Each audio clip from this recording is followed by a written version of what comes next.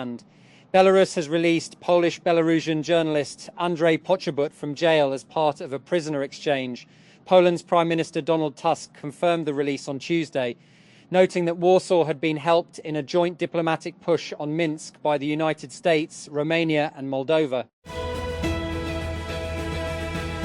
Mail Maldives. Police in the Maldives have raided the offices of a critical news outlet and barred its editors from leaving the country after it published a documentary alleging an affair between President Mohamed Muizzu and a former aide. The government on Tuesday defended the operation against Adhadu Online as a lawful response to what Muizzu has described as baseless lies.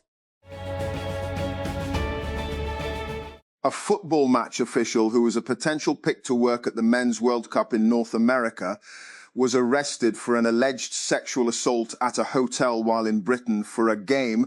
World Cup organizer FIFA said on Tuesday that it was aware of the serious allegation after details of an alleged assault of a teenage boy were first reported by British daily The Sun. Gulf leaders have gathered in Saudi Arabia to discuss a regional crisis triggered by the United States-Israel war on Iran, their first in-person meeting since the outbreak of the conflict 2 months ago. The Gulf Cooperation Council, GCC leaders, were greeted by Saudi Crown Prince Mohammed bin Salman as they arrived in Jeddah on Tuesday, according to images released by Saudi state media. When Chris Gray sold his Shark Tank-backed scholarship search startup Sholly to Sallie Mae in 2023, he thought he had it all. Now he's suing the student loan giant for wrongful termination and alleging that it's selling the data his app collected, which includes personal info on minors without properly informing users. Gray co-founded the company a decade prior with the hope of helping students more easily find college scholarships that were going untapped. Within 2 years, he nabbed Sharks Damon John and Laurie Greiner as investors after an appearance on the show.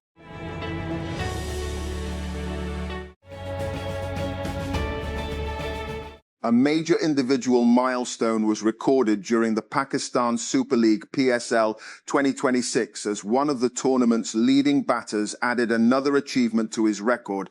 Peshawar Zalmi captain Babar Azam completed 500 runs in the ongoing season during the qualifier match against Islamabad United. And the Punjab government has expanded the Green School programme across the province, bringing more than 26,000 schools under its scope to promote environmental sustainability.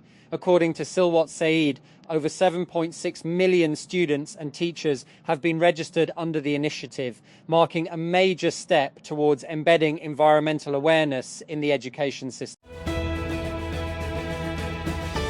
And employees of the University of Peshawar staged a protest on Monday over non-payment of salaries and pensions for March, highlighting a deepening financial crisis at the institution. A large number of workers blocked Jamrud Road outside the campus, chanting slogans against the provincial government and university administration.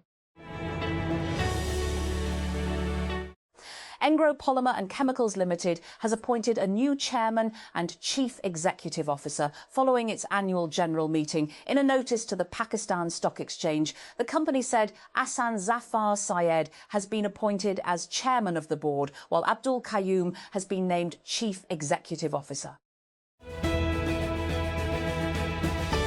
Health authorities have reported around 255 cases of leishmaniasis in lower South Waziristan, raising concerns about the spread of the disease in remote areas.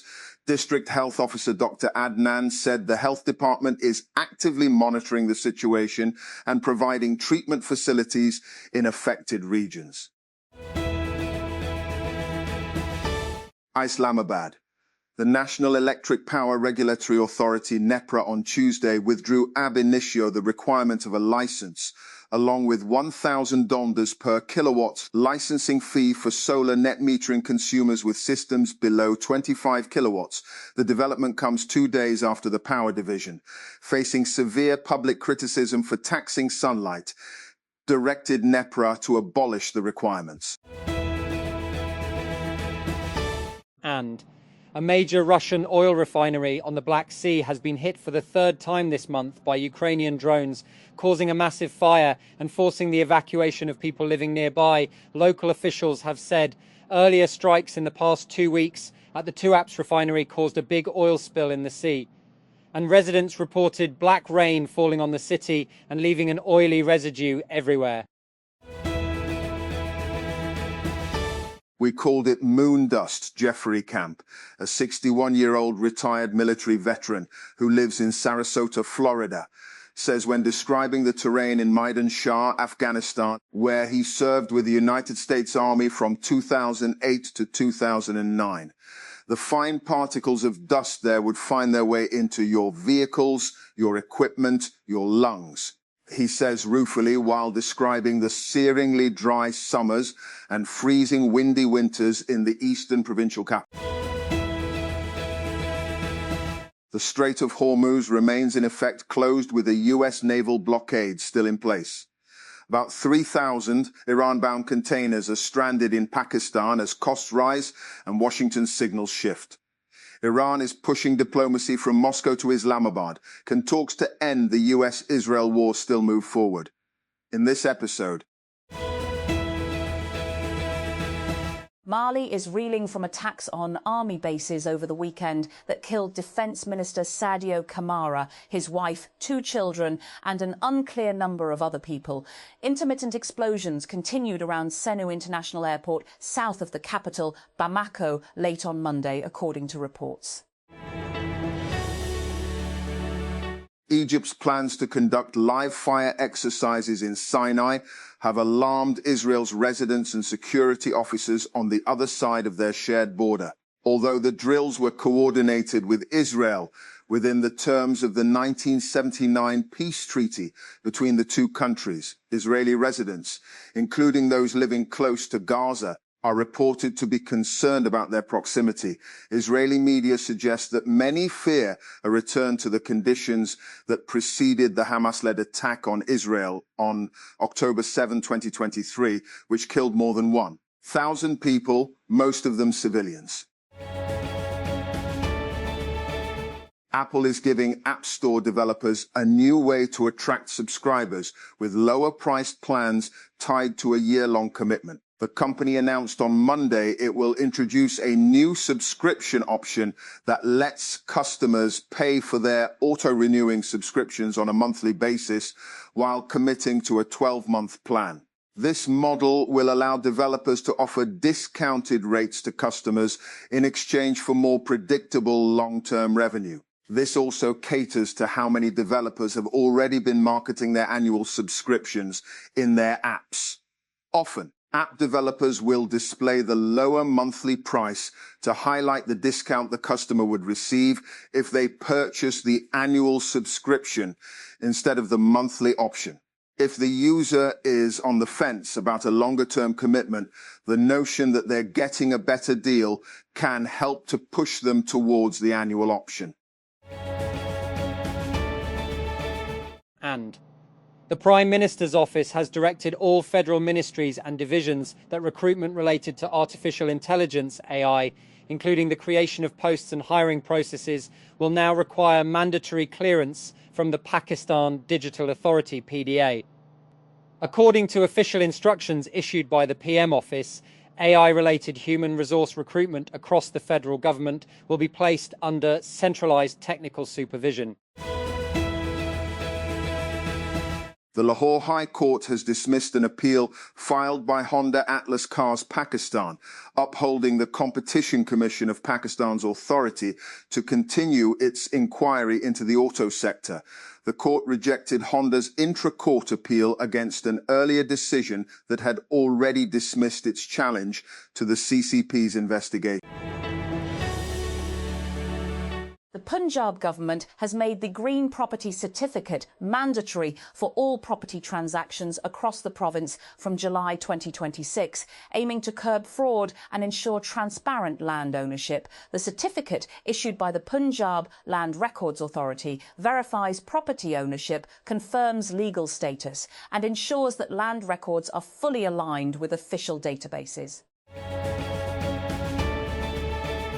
And the National Electric Power Regulatory Authority, NEPRA, on Tuesday abolished the RS1 and 001 time fee and licensing keys for solar consumers installing systems of up to 25 kilowatts in both residential and small commercial settings, according to the Power Division spokesperson, and this follows special instructions issued by Federal Minister for Power Sardar Owais Ahmed Khan Lagari, after which the Power Division formally wrote to NEPRA requesting removal of the licensing condition for small solar systems. Islamabad. Taking notice of deteriorating water quality in the country's rivers and irrigation systems, the Indus River System Authority, IRSA, has asked the provincial government's wastewater does not fall into rivers and natural streams. The water regulator has reported deteriorating water quality due to pollution, salinity, odor, etc. in the Indus Basin irrigation system. Balaclavas and e-bikes have become the armour of teenage boys zooming around London streets, snatching mobile phones from unsuspecting commuters and tourists. As AFP joined a patrol on a sunny Friday night, police officer Hayden O'Connor spotted potential victims everywhere, people holding out phones to follow directions or listening to music. A manhunt has been launched in Athens for an 89-year-old suspect following a double shooting which left 5 people injured, according to police and local media reports. The attacker initially opened fire at a social security agency in Kerameikos on Tuesday, wounding an employee in the leg, police say. A 21-year-old Austrian man has admitted plotting a jihadist attack on a Taylor Swift concert in Vienna in August 2024.